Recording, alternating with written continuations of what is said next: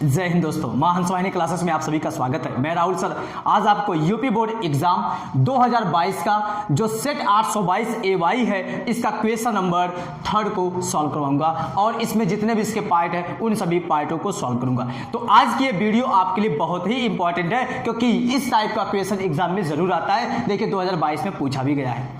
यहाँ पे दिया गया है, सिद्ध कीजिए कि कैडी में 2 एक अपरिमेय संख्या है। हम आपको प्रश्नावली 3 में सॉल्व करवाए थे कि कैडी में 5 एक अपरिमेय संख्या है। उसका डिस्क्रिप्शन में हम लिंक दे देंगे। बाकी क्वेश्चन नंबर 2 और 1 का भी लिंक दे दिया जाएगा। आप डिस्क्रिप्शन में से जाके 1 और 2 को देख सकते हैं। चलिए क्वेश्चन नंबर 3 पे आते हैं। सिद्ध कीजिए कि कैडी में 2 एक अपरिमेय संख्या है। सबसे पहले आपको मानना पड़ेगा कि माना कैडी में 2 एक परिमेय संख्या है। तो यहाँ देखिए सॉल्व कर रहे हैं, लिखेंगे माना कैडी में 2 एक परिमेय संख्या है। अब बताइए जब कोई परिमेय संख्या होती है तो वो P बटा Q के रूप में होती है और जहां Q का वैल्यू 0 के बराबर नहीं होता है। यहाँ पे आप P बटा Q को Q का रूप दे सकते हैं या A बटा B का रूप दे सकते हैं, जहाँ पे P और Q जो है सह अभाज्य संख्या है। A और B अगर आप लेंगे तो सह अभाज्य संख्या बोलना पड़ेगा और ये B का वैल्यू 0 के बराबर नहीं होना चाहिए या Q का वैल्यू 0 के बराबर नहीं होना चाहिए। अब देखिए इसके बाद हम यहाँ पे क्या करेंगे, जब ये आप परिमेय संख्या मान लिए है तो यहाँ पे लिखेंगे तब कैडी में 2 बराबर मान लेते हैं A बटा B। A और B क्या है, लिखेंगे जहां A B क्या है, सह अभाज्य संख्या है। सह अभाज्य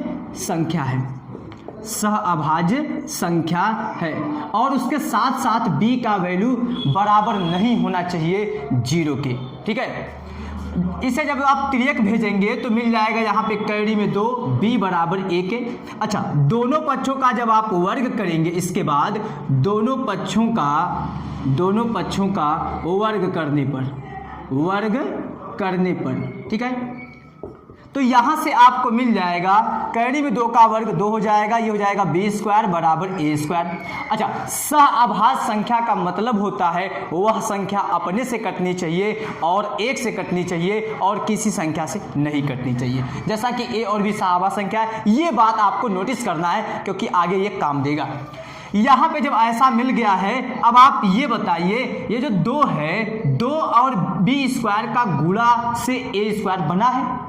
2 और B² के गुणा से A² बना है तो इसका मतलब A² 2 से कटेगा।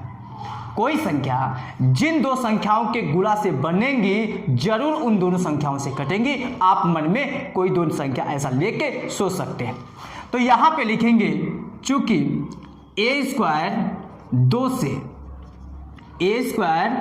से विभाजित है, A² 2 से विभाजित है, इसलिए A भी 2 से विभाजित होगा। ठीक है, A भी 2 से विभाजित होगा या विभाजित होगी। A वाली भी संख्या आपकी 2 से कटेगी।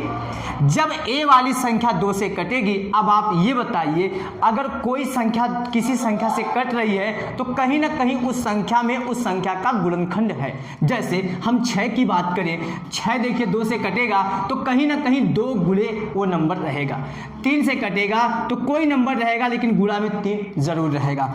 तो यहाँ पे आपको मानना है कि माना देखिए A² जो है 2 से कट रही है, इसलिए A भी 2 से कट रही है, तो आपको मानना पड़ेगा कि माना A बराबर 2 के रूप में 2m। ठीक है, अब A के जगह पे आपको ये रख देना है 2m। इसे मान लीजिए इक्वेशन नंबर 1। तो लिखेंगे समीकरण 1 से जब यहाँ पे A की जगह पे 2m रखेंगे तो ये बन जाएगा आपका 2b², तो वैसे रहेगा। यहाँ पे 2m का होल स्क्वायर, 2 का स्क्वायर करेंगे तो 4 हो जाएगा। अच्छा, यहाँ पे देखिए इसको रेस कर देते हैं, ये आपका हो गया 2b² इक्वल 4m² ना, यहाँ पे m है m²। ये 2 को नीचे भेजेंगे, 2 से वो कट जाएगा तो यहाँ बचा आपका B² इक्वल 2m²। ठीक है, अब बताइए B² बन रहा है 2 और m² के गुणा से, तो कहीं ना कहीं B² भी 2 से कटेगा, B भी 2 से कटेगा। तो इसलिए लिखेंगे चूंकि बी स्क्वायर 2 से विभाजित है, बी स्क्वायर 2 से विभाजित है, इसलिए बी भी 2 से विभाजित होगा। बी भी क्या होगा? 2 से विभाजित होगा। बताइए, जब बी भी 2 से विभाजित होगा तो यहाँ पे आपको मिल रहा है कि जब बी भी 2 से कट रहा है और ए भी हमारा 2 से कट रहा है, तो आपने माना है यहाँ पे ए और बी क्या था? सअभाज्य संख्या, उसे कटना तो नहीं चाहिए था। तो यहाँ पे दोनों कट रहे हैं तो कहेंगे अतः यह हमारे मानने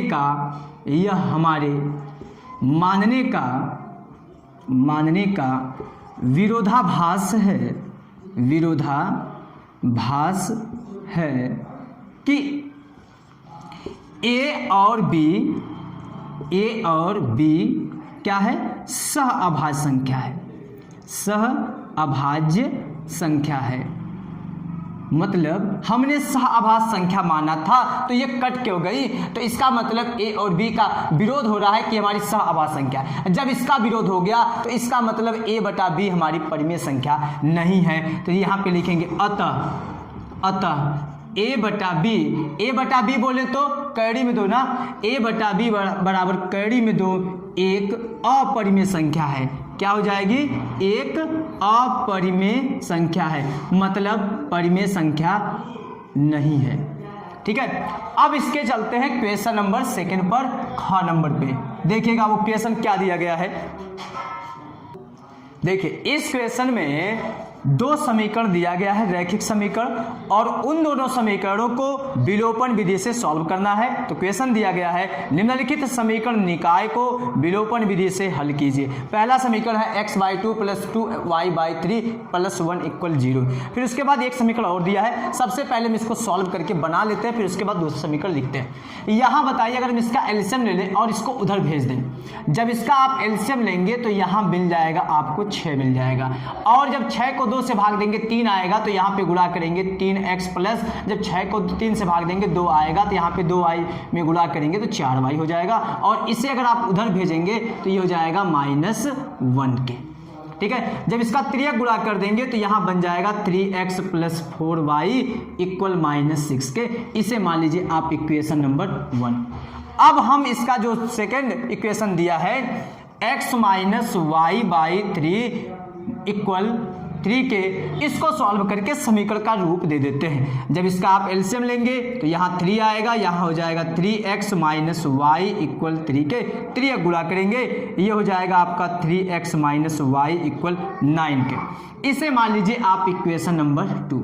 अच्छा, विलोपन विधि से सॉल्व करना है तो विलोपन विधि में या तो हम x को बराबर करते हैं या तो y को बराबर करते हैं। यहाँ पे आप देख रहे हैं 3x है, यहाँ पे भी 3x है, x वाला बराबर है, अगर हम घटा देंगे तो x वाला खत्म हो जाएगा, और जब x वाला खत्म हो जाएगा तो y का कोई वैल्यू आएगा, और जब y आएगा तो किस समीकरण में रख के x का मान निकाल लेंगे। या तो y का वैल्यू आप खत्म करना चाहेंगे तो यहाँ 4y है, यहाँ पे 1y है, तो इसमें 4 से गुणा करना पड़ेगा, तो फिर ये बात थोड़ा सा लंबी हो जाएगी। इसलिए हम लिखेंगे यहाँ पे समीकरण 1, क्योंकि इसे घटा देंगे x कट जाएगा। समीकरण 1 में से समीकरण 2 को ये वाले को क्या करने पर?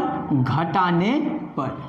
समीकरण 1 में से समीकरण 2 को घटाने पर आप लिखे हैं तो समीकरण 1 को ऊपर लिखना पड़ेगा, 3x + 4y = -6।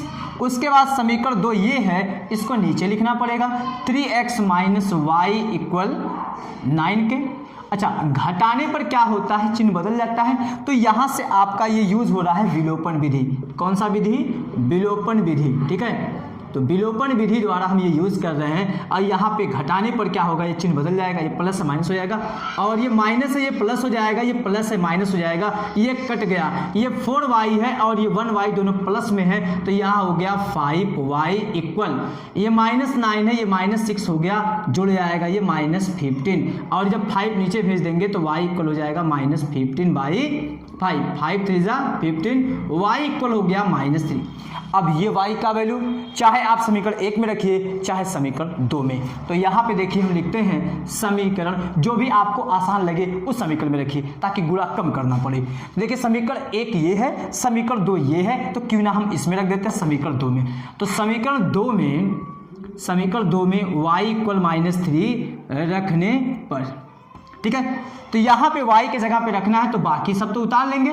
जैसे हम अगर आपसे ये बोलें कि आपके जगह पे किसी व्यक्ति को बिठाना है तो आपको हटाना पड़ेगा तब ना वो बैठेगा, तो y के जगह पे रखना है तो y को यहाँ से हटाएंगे, बाकी माइनस तो रहेगा इसका, y के जगह पे -3 रखेंगे, ठीक है, और ये इक्वल 9। देखिए 3x माइनस का माइनस में गुणा प्लस हो गया, ये प्लस हो गया और ये 3 है ना, 3 रहेगा इक्वल 9 के, इसे उधर भेजेंगे तो 3x इक्वल 9 - 3 और ये हो जाएगा 6 घट के, तो यहाँ 3x इक्वल 6 के 3 को नीचे भेजेंगे। देखिए हम थोड़ा यहाँ सॉल्व कर देते हैं, जगह भी नहीं है। x इक्वल हो जाएगा 6/3, एक कट गया, कितना आ गया 2। अच्छा थोड़ा सा अभी और लिखेंगे क्योंकि आपको एग्जाम में लिखना है ना ऐसे, तो यहाँ पे लिखेंगे अतः x इक्वल 2 तथा y का वैल्यू क्या है, y इक्वल -3, ठीक है, होगा।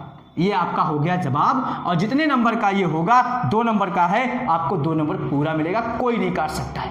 तो प्लीज़ चैनल को सब्सक्राइब कीजिएगा और ऐसे बने रहिए और वीडियो को शेयर भी कीजिए। अब हम चलते हैं क्वेश्चन नंबर इसके ग पर, देखिएगा। देखिए ये क्वेश्चन में कहा क्या जा रहा है, वह अनुपात ज्ञात कीजिए। आपको अनुपात बताना है जिसमें x अक्ष बिंदुओं A, देखिए बिंदु A दिया है और बिंदु B दिया है, को मिलाने वाला रेखाखंड को विभाजित करता है। x अक्ष जो है बिंदु इन दोनों को मिलाने वाला रेखाखंड को विभाजित करता है और वो आपको अनुपात निकालना है। तो यहाँ पे देखिए हम यहाँ बना दिए चतुर्थांश और हम इन दोनों बिंदुओं को पहले दिखा देते हैं। ए का जो निर्देशांक है -4, -3 है, तो ये देखिए यहाँ पे माइनस में है x वाला, इधर ये x अक्ष है, ये y अक्ष है, इधर -4 मिलेगा और ये -3 आपका यहाँ हो जाएगा। तो यहाँ पे आपका निर्देशांक हो जाएगा कौन सा, a का वैल्यू हो जाएगा ये कि यहाँ पे हो जाएगा, यहाँ से अगर चलेंगे ऐसे तो आपको मिलेगा यहाँ पर बिंदु a का निर्देशांक -4, -3। उसके बाद ये जो बिंदु B है 5, 2, तो x पे 5 चलना है और y पे 2 चलना है, तो यहाँ पे देखिए इसके सिर में हम आएंगे तो यहाँ पे आपको मिल जाएगा बिंदु B, ये दिया है 5, 2। इन दोनों बिंदुओं को मिलाने वाला जो रेखाखंड है वो x अक्ष को क्या करता है, x अक्ष को कहीं पर काटता है, ठीक ना, x अक्ष को काटता है। तो यहाँ से देखिए हम एक ऐसी लाइन खींचते हैं, ये ऐसे, ठीक है। तो x अक्ष पर अगर वो कट कर रहा है तो बताइए वहां का जो निर्देशांक होगा x का तो कुछ वैल्यू होगा, x का वैल्यू मान लीजिए x कर लिए और उसके बाद ये कॉमा, वहां पे y वाला तो 0 होगा। कोई बिंदु अगर किसी अक्ष पर है, जिस अक्ष पर रहेगी उसका मान तो रहेगा लेकिन उसमें y वाला 0 हो जाएगा। अगर x पर है y का 0, y पे अगर रहेगा तो y का वैल्यू रहेगा लेकिन x वाला 0 रहेगा। तो यहाँ पे अनुपात आपको निकालना है, तो सबसे पहले यहाँ पे हम मान लेते हैं, माना वह अनुपात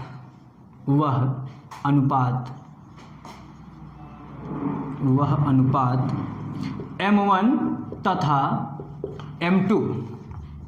M2 है या M1 अनुपात M2 है, ऐसा भी मान सकते हैं। चलिए हम इधर M1 मान लेते हैं, ये यहाँ से यहाँ तक की दूरी, और इसे हम मान लेते हैं M2, ठीक है। अब दो बिंदुओं को अंतः विभाजित करने वाला बिंदु का जो निर्देशांक का फार्मूला होता है वो हम आपको बताए थे। देखिए कैसे निकालेंगे, लिखेंगे बिंदु x अक्ष पर स्थित बिंदु, x अक्ष पर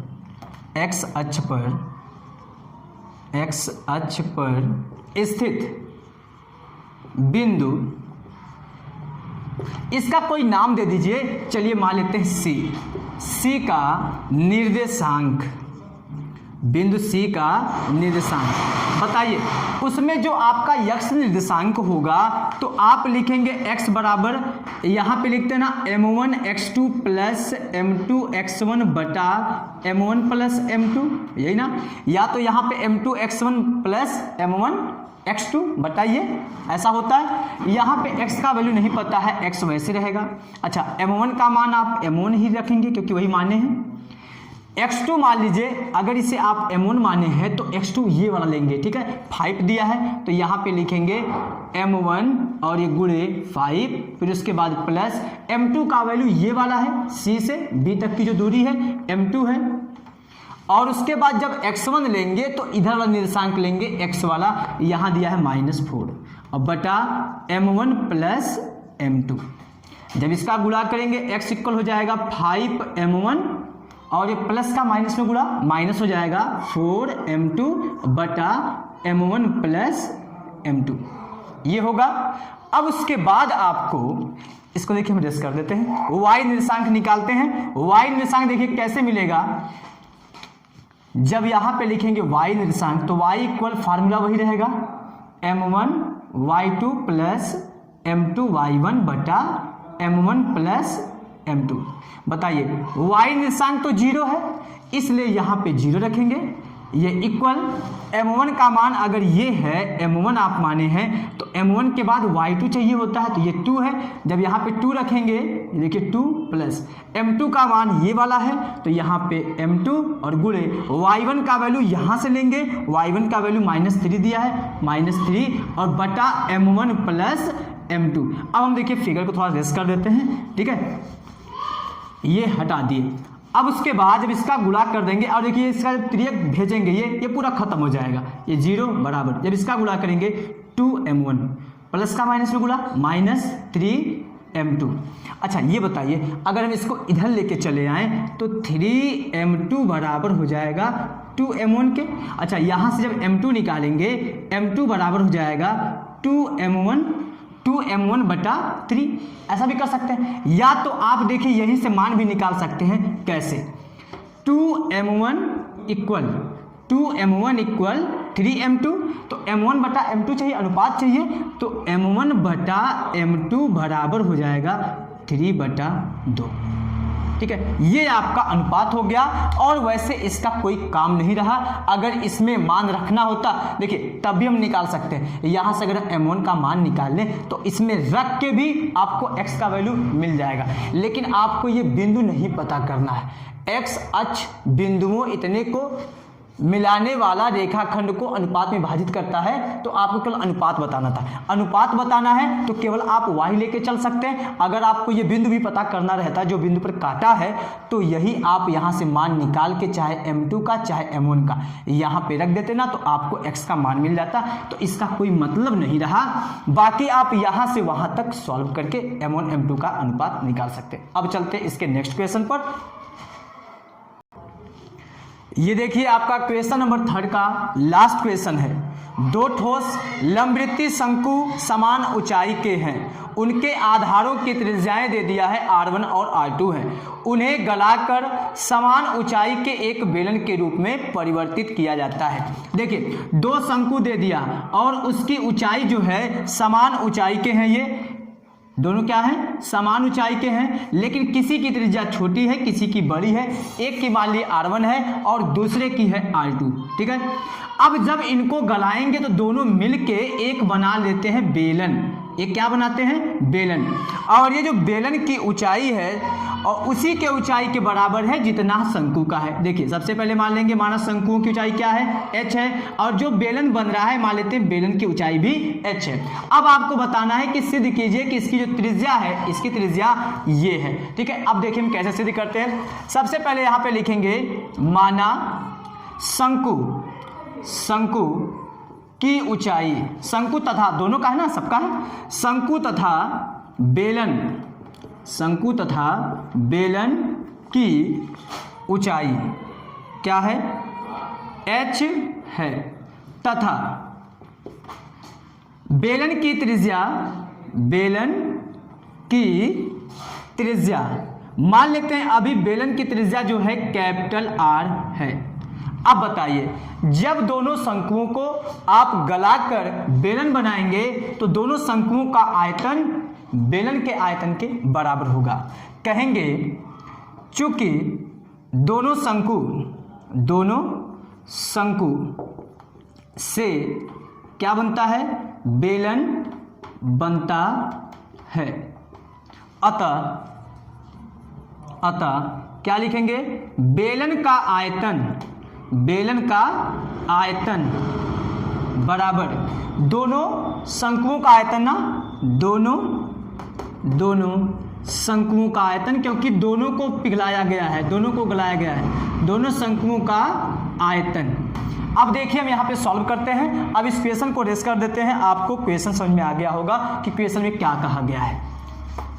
लिखेंगे, देखिए बेलन का आयतन का फार्मूला होता है पाई are square H.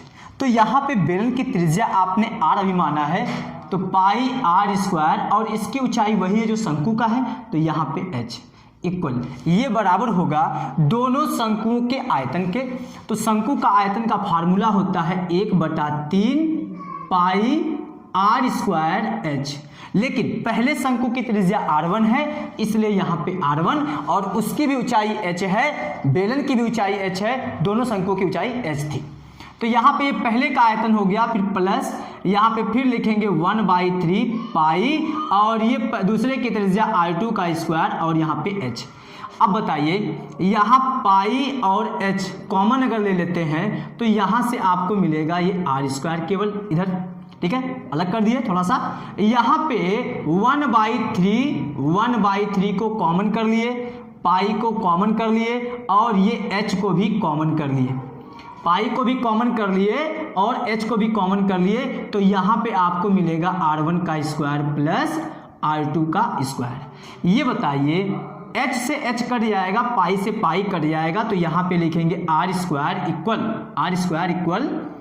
1/3 pi h, और यहाँ पे r1 का स्क्वायर प्लस r2 का स्क्वायर, और बटा ये पूरा नीचे जाएगा तो हो जाएगा पाई, और ये h से h कटा, क्योंकि दोनों की ऊंचाइयां वही है तीनों की, ये कट गया। तो यहाँ पे r स्क्वायर बराबर मिल गया r1 का स्क्वायर प्लस r2 का स्क्वायर, और ये नीचे आ जाएगा 3, और जब यहाँ से r निकालेंगे तो मिल जाएगा कड़ी में r1 का स्क्वायर प्लस r2 का स्क्वायर बटा 3। ठीक है, ये हो गया प्रूफ। तो ये आपका हो गया, सिद्ध हो गया कि बेलन की त्रिज्या आपकी कड़ी में r1 का स्क्वायर प्लस r2 का स्क्वायर बाई 3 है। अच्छा, जब भी एग्जाम में प्रूफ करने वाला क्वेश्चन अगर दिया जाए, बाकी आप मान लीजिए इतना आप मेहनत किए नहीं आ रहा है, लास्ट में आप उसको बना के लिख दीजिए जो आपको प्रूव करना है। क्या होता है, एग्जाम में कभी कभी जल्दी चेक करते, बीच में नहीं चेक करते। आप अगर गलत भी किए रहेंगे तो आपका सही हो जाएगा।